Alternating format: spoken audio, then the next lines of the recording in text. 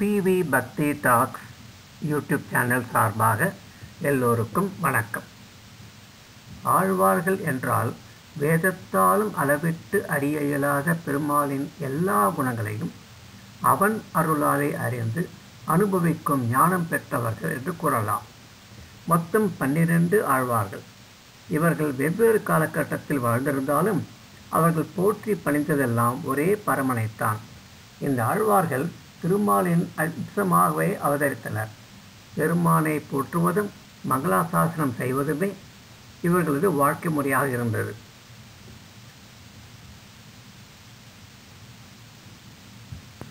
அனைத்து மக்களும் புரிந்து ஓத திராவிட வேதம் என போற்றப்படும் தமிழ்மறையாம் 4000 திவ்ய பிரபந்தங்களை இயற்றியவர்கள் ஆழ்வார்களே.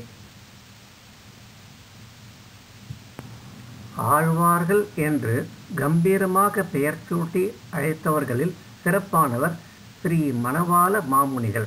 அவர்தான் தம்முடைய உபதேச ரத்ன மாலையில் ஆழ்வார் என்கிற பதத்தையும் அவர்கள் அருளிச் செய்த 4000 திவ்ய பிரபந்த படுவலை அருளிச் செயல் என்றும் பல்லாண்டு பாடுகின்றார்.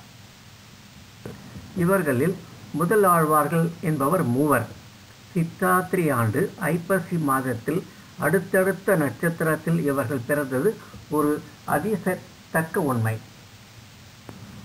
திருவோண நட்சத்திரத்தில் பொற்றாமலி மலரில் அவதரித்தவர் பொய்கை ஆழ்வார்.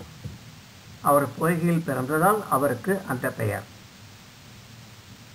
இவரை திருமாலின் சங்கிற்கு அம்சமாக ஒப்பிடுவார்கள். அடுத்த நாள் அவிட்ட நட்சத்திரத்தில் திருமாலின் கதாயுதத்தில் அம்சமாக மாமல்லபுரத்தில் பிறந்தவர் பூதத்தாழ்வார்.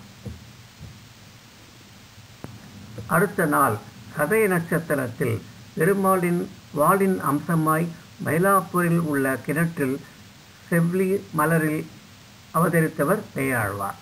இவர்கள்தான் முதல் 3 ஆழ்வார்கள் என்று போற்றப்படுகின்றனர்.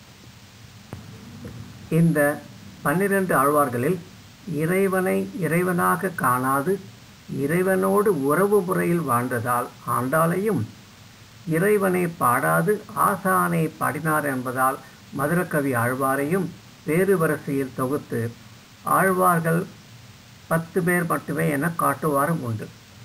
இவர்களது காலம் 5ஆம் நூற்றாண்டு முதல் 9ஆம் நூற்றாண்டு வரை என்று வரலாறு கூறுகிறது.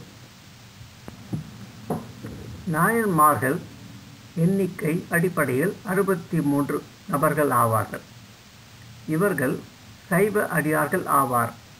சுந்தரமூர்த்தி நாயனார் திருத்தொண்ட தொகையில் 60 சிவனடியார்கள் பற்றிய குறிப்பை குறிப்பிட்டுள்ளார். அந்த நூலினை மூலமாக கொண்டு சேக்கிழார் பெரிய புராணத்தினை இயற்றினார். சுந்தரமூர்த்தி நாயனார் மறைவுக்கு பின் 100 ஆண்டுகள் கழித்து நம்பியாண்டார் நம்பியடிகள் சுந்தரமூர்த்தி நாயனார் பாடிய 60 நாயன்மாரை கொஞ்சம் விரிவாக பாடுகின்றார். அப்பொழுது 60 நாயன்மாரை பாடி அந்த 60 நாயன்மாரை பாடி கொடுத்த சுந்தரர் அவரை பெற்றுக் கொடுத்த தந்தை, அதாவது சடையனார், தாய் இசைஞானியார் ஆகியோரை சேர்த்து 63ஆக ஆக்கினார். இவர்களில் 12 பேர் மட்டும்தான் அந்தண குலத்தை சார்ந்தவர்கள். மற்றவர்கள் பல குலத்தை சார்ந்தவர்கள் என்பது குறிப்பிடத்தக்கது. அது மட்டுமல்ல, இவர்களில் சிலரே நூல்கள் இயற்றியிருக்கிறார்கள். உதாரணமாக சுந்தரமூர்த்தி நாயனார், திருஞான சம்பந்தர், அதற்கு பிறகு திருநாவுக்கரசர். இந்த 63 நாயன்மார்களை தவிர மாணிக்க வாசகர் என்பவரும் சிவத்தொண்டு செய்தவர், திருவாசகம் அருளிய சிறந்த பக்தர்.